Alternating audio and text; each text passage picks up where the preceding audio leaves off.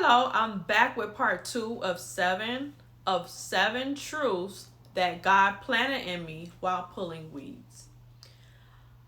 Today I want to continue on from part one. So if you haven't checked out part one, I encourage you to go back to that one first.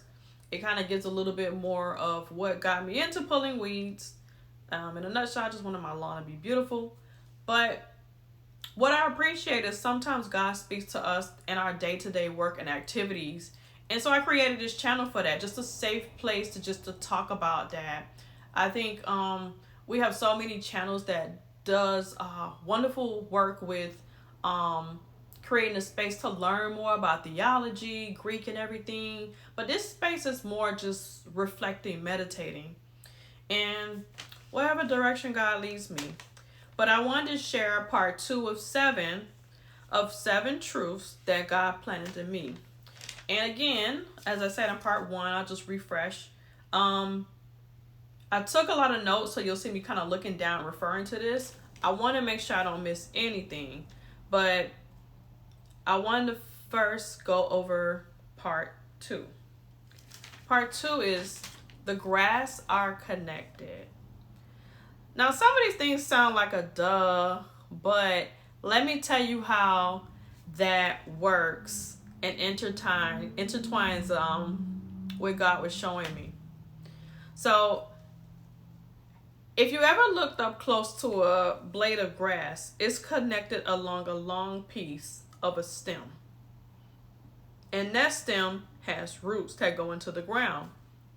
So each stem you'll see multiple blades of grass. And while pulling weeds, I noticed that even when pulling the weeds, they were intertwined inside the weeds. So it was interesting to see that each blade of grass didn't have its own root. It was connected to a stem, and that stem was then connecting to the roots underneath the soil. So I made mention that, and then with that, it looks like one big carpet of grass. And so I saw that as representing like a congregation, a group of believers. And so with that, I said, interesting. It looks like one big unit. So like a community. And so I'll be honest, this truth came for me in so many ways. Cause even I grew up in the church, but definitely after COVID, it made me I don't want to say comfortable with being able to enjoy church at home. So I had YouTube, I had my Bible, because during COVID was a time when God really, really, really reached me. And I understood what intimacy was. It wasn't just like this routine of going to church and going with the motions and participating and things like that, being involved. I now understood when people say, well, it's not a religion, it's a relationship. And I strongly believe that now. But that truth that we're all connected really brought in a lot of verses about being connected as a church family, being connected as a community. And if I just went about saying, well, it's just me and God, and that time is strongly encouraged. It's strongly encouraged. So it's not to get rid of that, but beware. He wants us to congregate. And there's so many reasons why. And I could go on and on with my own examples. But if that's you, just hear me out. Hear me out. Hear me out. So that basically ignores two things mentioned in the Bible that comes to mind. If you're a person that feels like, oh, I want to be by myself, I can do it by myself, church is a vessel, church is a home. That's cool. One from the Old Testament and one is from the New Testament. Let's start with the Old. So in the Old Testament, God says that it is not good for man to be alone. Now, those of you who are keen with this verse, it does come from Genesis. I won't spoil it for you for those who are still reading, new to the Bible. new babies in Christ. But when you hear this, when you read it for yourself, you will see what I'm talking about. It goes into the creation of Eve. And he said this because Adam was in the garden, naming the garden and naming the animals and, tending to the garden. And he said man should not be alone. Now, even though this is talking about a one-on-one setting, that verse came to mind because it just feeds the fact that we're not meant to be alone. As far as, and I'm not talking about marriage, dating, I'm talking about just having that connection with actual human beings. And anybody who say they don't want it, I don't know, maybe you've been hurt a lot. And that's not to insult you, because I do enjoy time alone to myself. But sometimes it can get boring, it can get overwhelming. Like we look for any type of interaction with humans. And so that's what God did for Adam. So even before he brought in Eve, remember God walked with Adam. God walked with Adam in the garden. So he talks about that. But not to I don't want to get off track. Now, the New Testament in Hebrews, it mentioned not to forsake the assembling together. And so we're supposed to be meeting together. We're supposed to be doing God's work. How else are we supposed to help each other, encourage each other, use these gifts he gave us if it's not to edify the church, if it's not to edify people? So one way or another, whether you doing it on YouTube or whatever like that, like I said, you're going to be interacting with somebody, though it's meant to be shared or given to other people. So remember, it's a kingdom. A kingdom is a castle filled with people doing different things that have different jobs, and to encourage each other, because this road ain't easy. And to have a partner or to have a friend is pretty helpful, especially when you're going through times. Now, I know some of you may sigh and kick at the thought of church, but trust me, I've been there. Let me run down the list of what you're probably thinking in your head. Let me see if it sounds familiar to you. 1, Jesus never went to church, so why should I? Well, it won't stop you from going to heaven. Yeah, true. Online is just divine. That was my line. I love, it's like a buffet. God just had this buffet of pastors that I like to listen to. And I just like, kind of choosing to see what each person's saying. And especially when I'm going through certain seasons in life, it's very helpful. And I appreciate the footwork that God has put out there to speak to his people. So sometimes online can just be as amazing when I do want to shell up and be by myself and have a season of isolation. And my favorite, church hurt.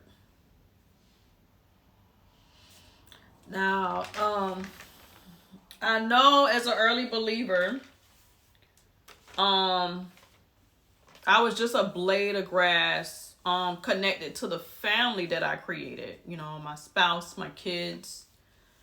I did grow up in the church, but when I grew my own family, started working, getting busy with small kids, going to work and school at some points, I could even miss a whole 8 months of church with no problem. Probably pop in for holidays. I was a holiday Christian. Them Christians that come in for Mother's Day, Father's Day, Christmas, Easter, the main things. So I became one of them that will pop in like that. And so over time, the elders recognized, of course I came with kids. And they encouraged me to come back, but they didn't shame me. They did it with love. Like, hey, you got small kids. You should keep them in the church. The world is crazy out there. You want them to grow up in the word. And they were just confirming something God was probably nudging at me anyway, because I knew they needed to be in a church. But you find all kind of reasons and excuses not to go, like it's raining, and you know good and well if it was raining for something you want to go do, you finna go do it. And sometimes I ain't have to have an excuse. I you know, I wasn't a big person that a person that made big excuses, but I mean I had legitimate things going on. But what I want to say is church hurt. I want to talk about church hurt. So church hurt is a real thing, right? It's a real thing. And I don't deny or dispute anyone's story. One side of it is that you can be, let's start with the rough part. You can be easily offended by something somebody's telling you that you might not be ready to hear. And it may be real stuff about yourself that they're revealing. And sometimes to peel off that wound, it does hurt. And sadly, it may not be coming off the right person, or you just might not be in the space to heal it. There have been times where I had to take feedback that, you know, maybe rubbed me the wrong way, but when I sat back down and reflected on it, I'm like, dang, there's some truth to that. Or sometimes God will bring it back up later of what somebody said, but he'll give it in such a loving way. Not just to beat that person up. The delivery ain't nice, but it kind of turns you away. It hurts. The other side of it is we say stay connected. You can't help what blade of grass you may be on, i.e. a church. Example, your family can help what family you're born into. However, you know, you're on that stem, like the grass I described earlier. That stem that's on the blades of grass, okay? They have the little blades popping up. And so what I say is this. There may be legitimate truth that people could be jealous of you. People just may be impatient with your growth in Christ, and they just want to speed it along with all these rules, with the way you dress, with the things you say, or things like that. And I'm going to give you an example of that. So I remember we went on this trip with some of the women in our church, right? And it was to an outside country. I won't say too much of somebody watching, but maybe they need to hear this too, because sometimes we don't know when we offend people, and we should give them a chance to apologize or realize what they did wrong, because it may help them to deliver things better. What they were saying is not bad, but anyway, we were told that we can send a barrel ahead of time of like maybe some comforts, maybe like certain soaps we use that maybe won't fit in our luggage. But the main thing we sent over there was like food, like coffee grinds, like things like that, because we was gonna be there for a week, right? And I remember my younger sister in Christ, she was like, you know, it was a group of us young girls, and then like the older women. She loved coffee. Oh my goodness. She'll probably trade her car for some coffee. This girl loved coffee. Her and I used to kind of sneak in the middle of church in the back and just chat and just have our little coffee, you know? But you was always talking about God stuff though. I know it was wrong, but you know, that was my sister, right?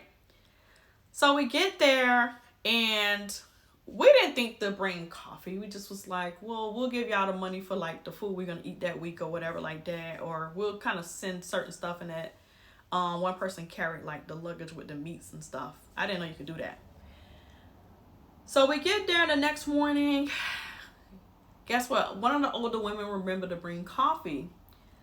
So we all kind of was like sharing with each other with everything we bought. Like it was like, no, me, mine. But she didn't realize, the older woman, she wanted her coffee. She did not want to share it. It wasn't none of that kumbaya stuff. And she was just so upset about it. But it was the way the lady said it. I brought this stuff here. You should have brought your own, yada, yada, yada. And she was so offended. Now, this girl, back in her life, and God was still working on her at the time, she could fight, okay? And it's not that to say she was going to fight the older woman. It's just mean that her temper still had to be disciplined. You know, God was still working on her with that. And she didn't spark off. She was like, well, all right, I won't touch your coffee. And then we went back to our quarters, and I told her this.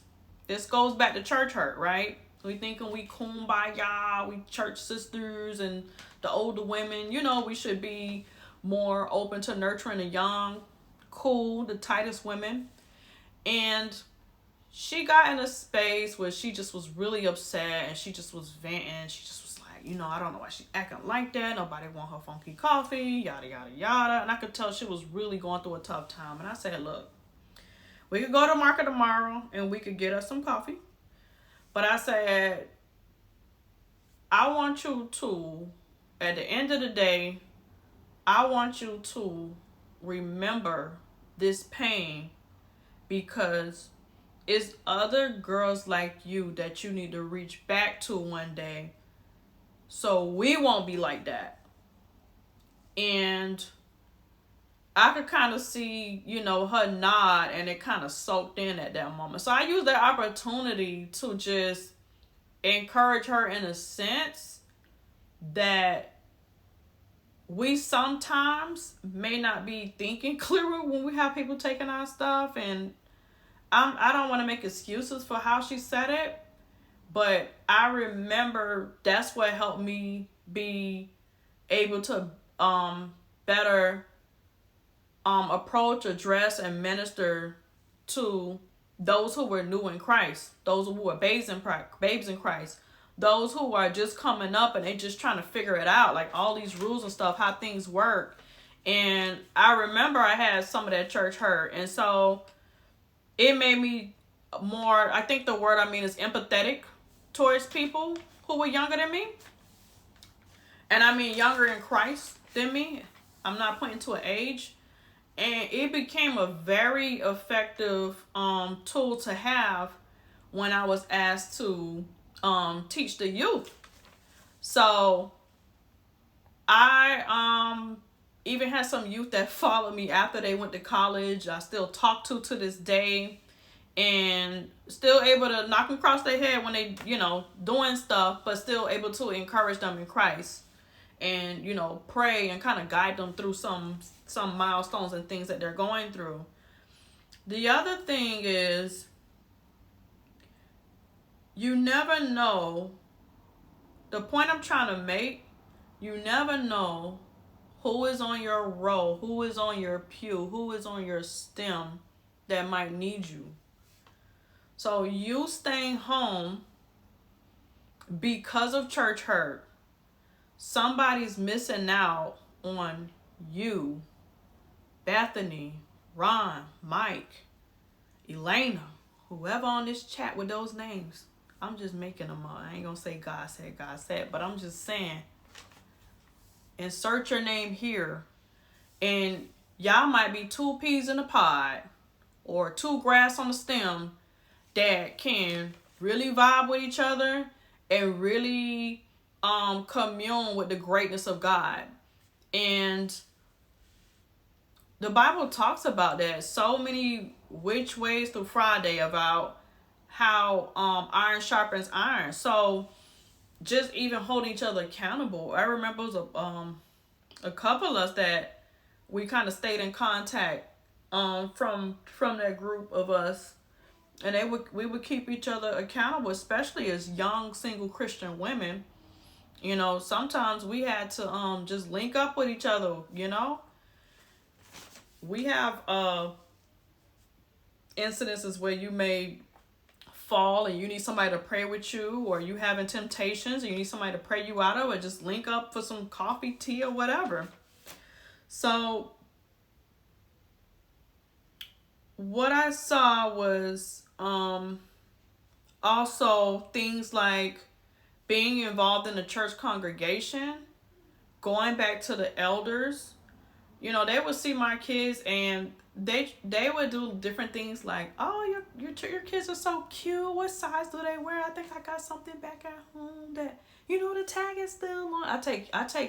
I take gently used clothes too. Now I ain't, you know, shame, because these kids, they'll mess up some clothes and, you know, they need play clothes. But anyway, they would kind of lead with that, and they'll be like, oh, I'll bring the bag next Sunday.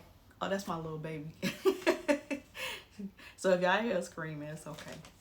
But now it's like, man, I gotta come back next Sunday to get that bag of clothes the lady talked about. So it just always seemed to be maybe gift after gift or encouragement after encouragement that really made me feel welcome. So part 2 is the grass are connected. So I want to hear, how are you connected to your church? And if you've been through church hurt, I really want to hear, if you want to let it out and vent, go ahead. But I really want to hear from those of you who had the church hurt and what made you come back. I think it would help a lot of people in the comments, including myself, because I don't know everything. Like, I might have hurt somebody, and if I ever hurt anybody that's watching this, I apologize from the sincerity of my heart, because the last thing I want you to do is see me as this representative of God, not to put like ego on it, but those of us who profess Christ, the world and people around us, you never know if they look to you as a representative and they watch your actions and behavior and your speech.